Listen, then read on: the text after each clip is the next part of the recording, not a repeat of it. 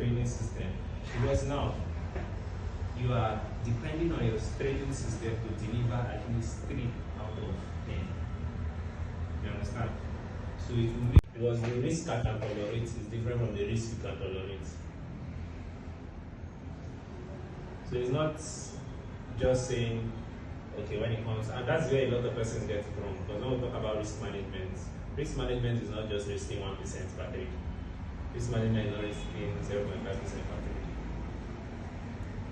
You have to consider your risk tolerance. That 1% you are risking per trade, can you tolerate that risk? And I gave you a simple matrix to determine that. How much are you willing to lose? In a span of 10 trades, assuming you take 10 trades, and your 10 trades, they all go bad, how much will you be willing to lose using those 10 trades as a reference? So if I'm risking 1%, will I be okay having a 10% loss on this account?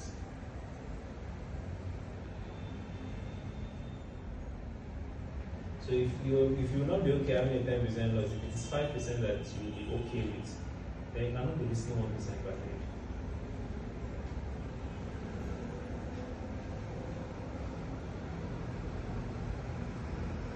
Sure, it's clear. So we just do the same thing for the other numbers. So get the amounts you. Now this is just a way you can approach it. Because one thing about trading, at the end of the day, anything they're all adults. Because there's this freedom you have in trading. At the end of the day, you decide you're the one pushing the buttons. I can tell you risk 1%, I can tell you risk 5%. But after a year now, only you go fund, you go say, make it or break it. Go hard or go home. Go hard or exactly. Go hard or go home. If I know, like, come on. Even if you know, you would have still done another mistake. So you will never find perfection in the market. So deal with it, accept it now. From now, accept it. Yeah, it will happen. It will happen. Or sometimes you take partials, you be like, if I now will not take partials, I will leave out. So that's why you need to move away from perfection. Take your mind off perfection. Your focus should be on getting a trading system, following that trading system. Now if your trading system demands that you take partials at 8780. take partials there. If your trading system demands that this is where your take profit is, take your profit there. Forget about what the market does later on. Because if you have it at the back of your mind that the market will do what it wants to do, there will always be things you wish you had done better. So if you start complaining, I can wait smaller, I can not enter now. Say now, I use wider stop loss. If you say I wait now, enter this level now, my stop loss would have been smaller. You will always have that complaint because except you want to enter the very river, a lot of times you will not, you can't get that. So we call it sniper entry most times. You want to enter, like, and it's quite funny. You just want to enter trades and expect the market will just move. So when the price is moving, and let's say we enter here, we just assume that once we enter, the price will say, this boy don't enter, I make I go up. It doesn't happen like that.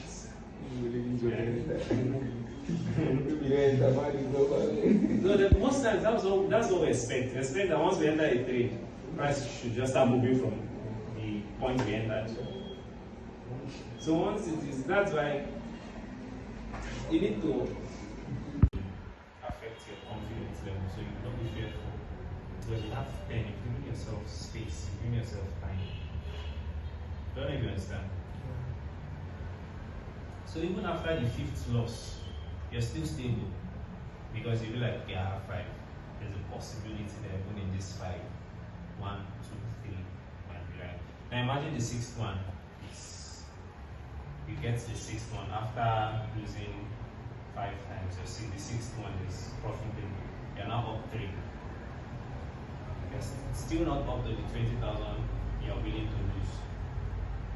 So even if you get just one good thing, and now you lose another 3 again, your psychology is still in check because you have still not gotten down to your the amount you are willing to lose.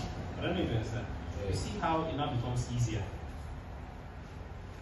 Unlike the first example where the guy was or at least now, because at the end of the day, your focus is the same. Not the other one where okay, you lost 50% now, you're now changing your goal. Because the initial goal was to trade and become profitable at the end. But now you're now like, okay, at least let me get back the starting balance.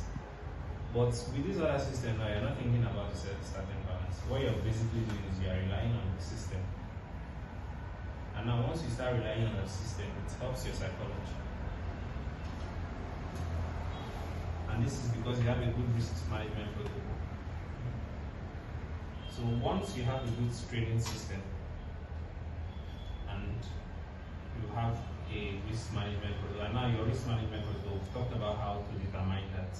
At the end of the day, they're all different. So it is not necessarily fixed 1%, fixed 2%, fixed 0.5%. There are some persons that have 0.5%, they cannot handle it. Because assuming like now the $10,000 accounts we're talking about, 0.5 should be your invalidation zone. Now from your entry to your stop loss, you should be willing to allow price move within that range.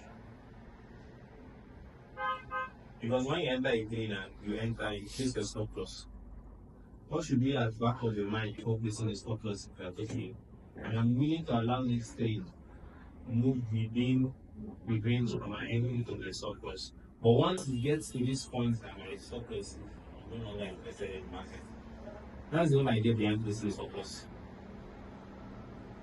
So there's no point in putting yourself, okay, you can enter the price is under your entry, but you're not yet gotten your stop loss. Why are you rejecting? Come on.